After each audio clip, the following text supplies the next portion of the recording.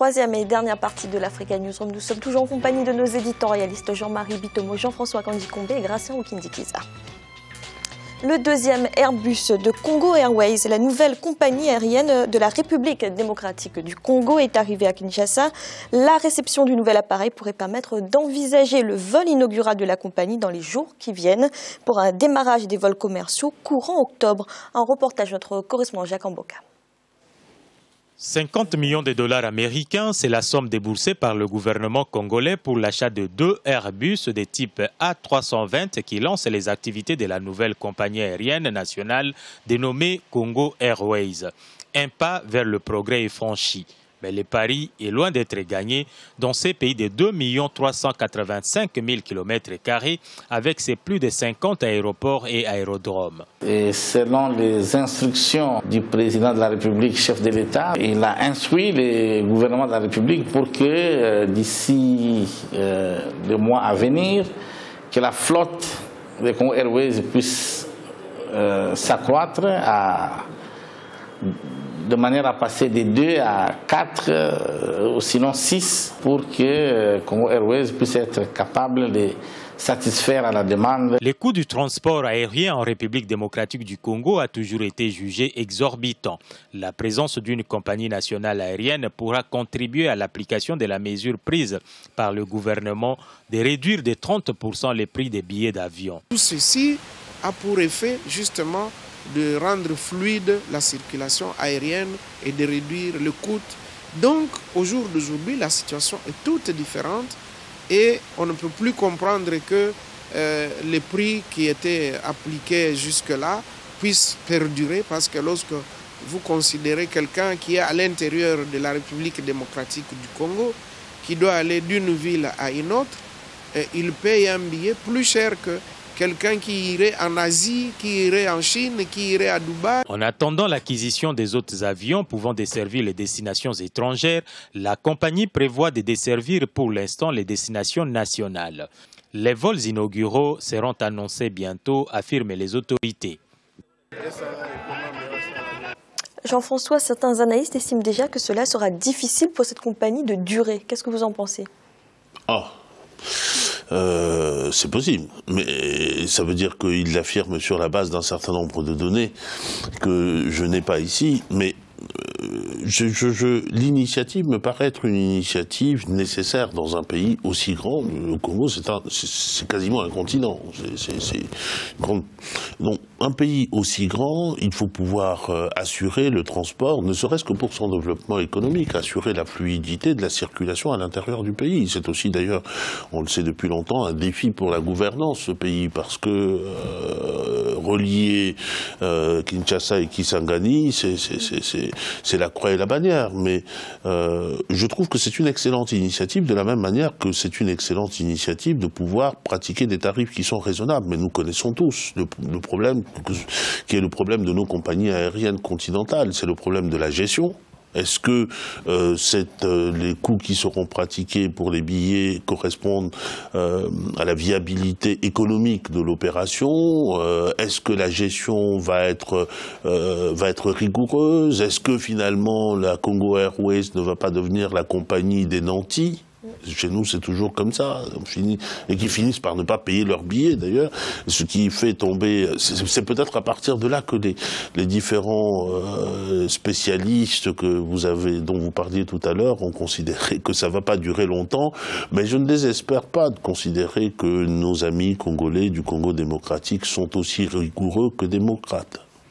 Gracien, est-ce que les liaisons intérieures du pays, ce sera rentable pour cette compagnie? D'abord, les deux avions, je vois mal comment les deux avions pourront faire les liaisons entre les différentes villes du pays. Il y aura des villes qui vont être privilégiées, notamment vers le sud, vers le Katanga, à Goma. Mais en général, c'est qu'il y a beaucoup de cargo. Ils ont besoin de cargo parce qu'il y a beaucoup de transport de marchandises, beaucoup de transport de biens. En plus, les Congolais qui voyagent ne sont pas des Congolais nantis qui pourraient avoir ces billets qui dépassent le prix pour aller à Paris ou en Asie. Mais je pense que le Congo, la République démocratique du Congo a surtout besoin des trains. des trains à grande vitesse, des trains qui relient les villes, les régions, pour permettre l'échange des marchandises, aussi que les gens se déplacent. C'est surtout avec ça qu'ils pourraient vraiment désenclaver certaines régions et en même temps assurer la fluidité.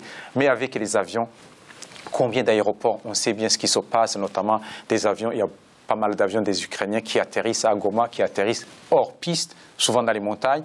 On se demande si le problème est l'orientation, est les montagnes ou les pilotes.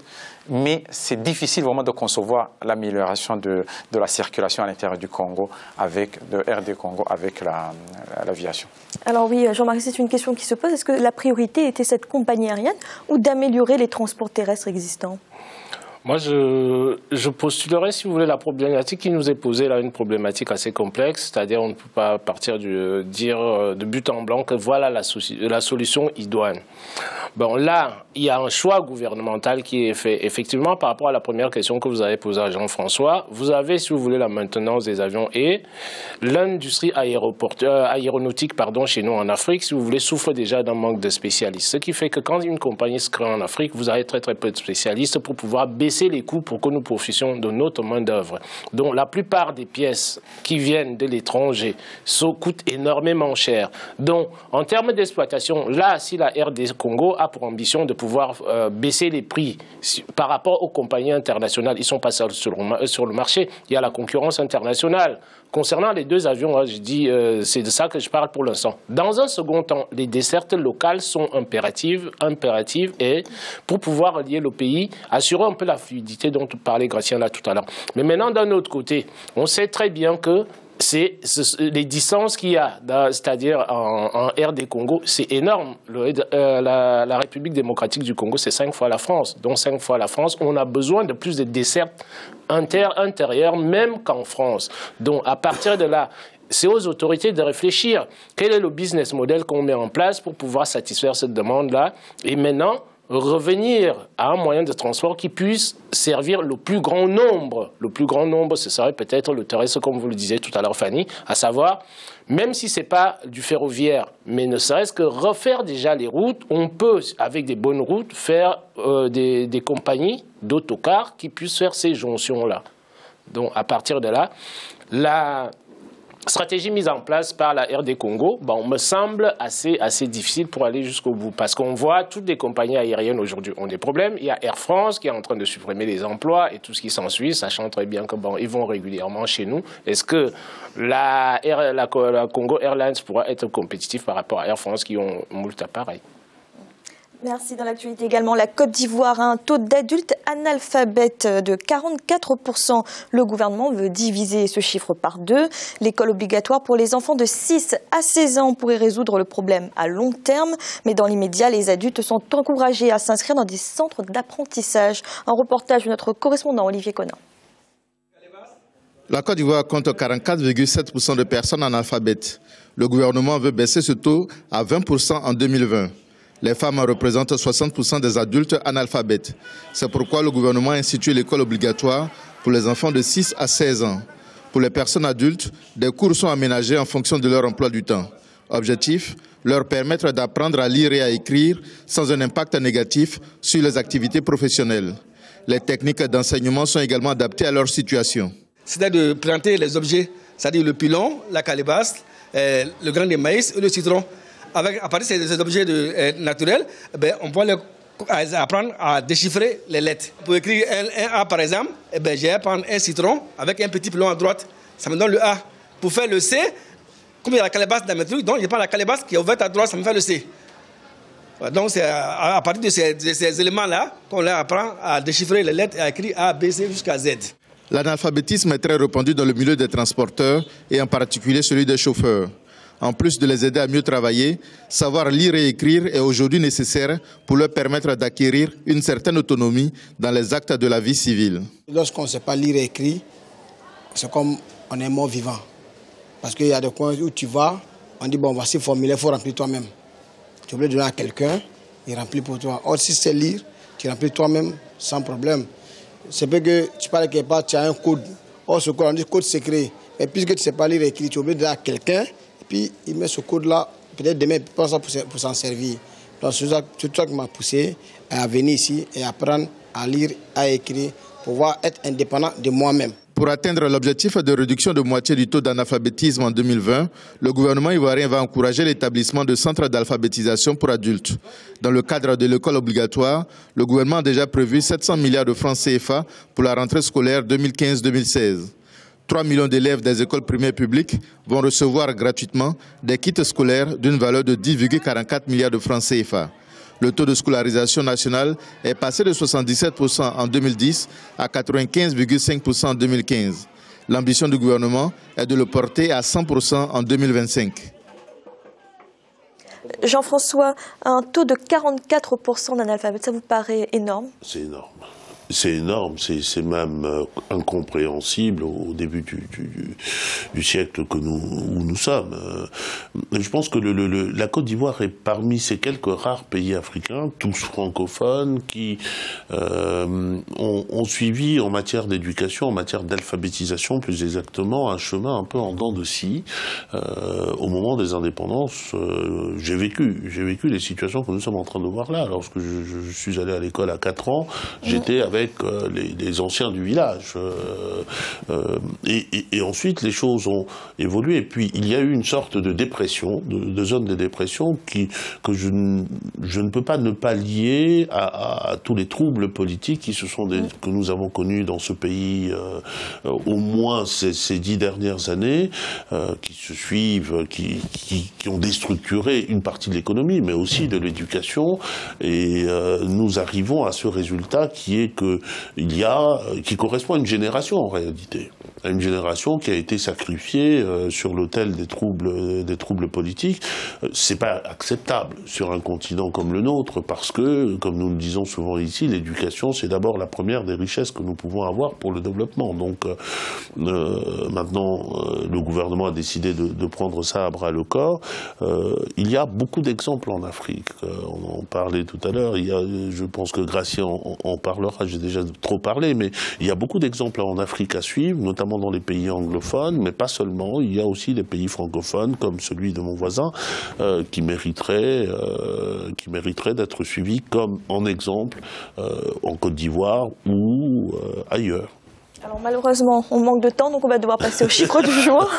Le nombre de personnes mal alimentées en Afrique centrale va plus que doubler entre 2014 et 2016. La malnutrition progresse dans la sous-région et les chiffres indiquent 58,9 millions de personnes mal alimentées en 2016 contre 24,2 millions pour 2014. Ces prévisions ont été dévoilées lors de la conférence internationale sur la nutrition en Afrique centrale. Gracien, comment expliquer d'après vous que la malnutrition augmente en Afrique centrale ? Difficile à expliquer, surtout une région où il y a beaucoup de pluie. Il y a des régions, des terres qui sont très fertiles, pratiquement inexploitées, des régions où il y a beaucoup de richesses, des richesses minières. Les pouvoirs ont assez, même si certains sont un peu désorganisés comme la RD Congo et la République centrafricaine. Mais il est difficile vraiment de s'imaginer cela, surtout avec ces atouts naturels.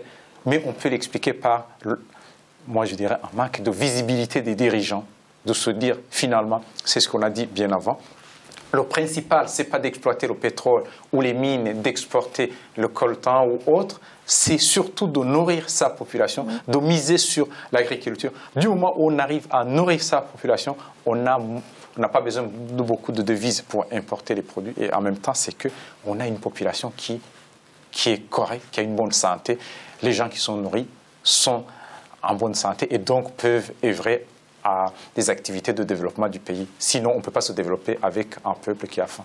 Jean-Marie, une réaction rapide par rapport à ce chiffre?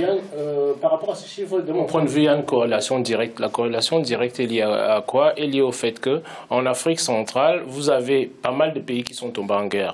Et on est parti, si vous voulez, des années 70, où vous avez pratiquement l'Afrique centrale qui avait atteint le taux de suffisance alimentaire. Et les troubles qui se sont passés, ajoutés à quoi? Ajoutés à des mauvaises stratégies, dont Gracien vient de parler, qui ont été mises en place. On a négligé l'agriculture en oubliant que la dépendance extérieure de toutes les économies africaines vient de quoi? Vient du secteur alimentaire, des importations alimentaires. Et il est tout à fait logique, de mon point de vue, qu'il y ait la malnutrition qui sévissent en Afrique, en Afrique centrale, puisque tous les systèmes agricoles que nous avons en place sont bouleversés par les guerres civiles qui s'y passent. Bon, RDC, ça fait depuis 10 ans que ça dure. Je n'en parle pas, comment dirais-je, de la RCA. Je ne parle pas de ce qu'il y a eu au Tchad. Donc tout ça, ça a bouleversé tous les systèmes agricoles qui étaient mis en place dans les années 60-70, qui étaient assez performants. Merci, c'est à présent la fin de cette émission et de cette semaine consacrée au Burkina Faso. La semaine prochaine, vous retrouverez un nouveau thème. Gracien, merci d'avoir été là. Merci Fanny, bonsoir à tous. Jean-Marie, merci également. Merci Fanny et bonsoir à tous nos téléspectateurs. D'Alfred qui n'est pas là. Et Jean-François, merci. Merci Fanny, à bientôt. Et merci à vous de nous avoir suivis. À bientôt dans l'Africa Newsroom.